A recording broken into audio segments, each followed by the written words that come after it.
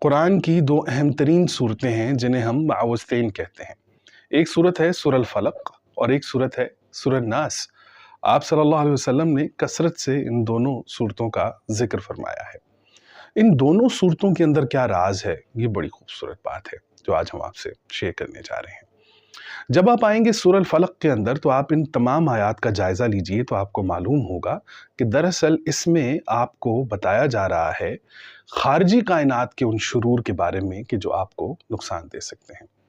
خارجی کائنات سے تحفظ حاصل کرنے کے لیے آپ سورہ الفلق پڑھتے ہیں، جبکہ سورہ الناس کے اندر جب آپ آئیں گے تو یہ آپ کی باطنی کائنات کی طرف اشارہ کرتی ہے، یہ آپ کی داخلی کائنات کی طرف اشارہ کرتی ہے۔ ان دونوں صورتوں میں ان دونوں کائنات کا بڑی خوبصورتی سے احاطہ کیا گیا ہے۔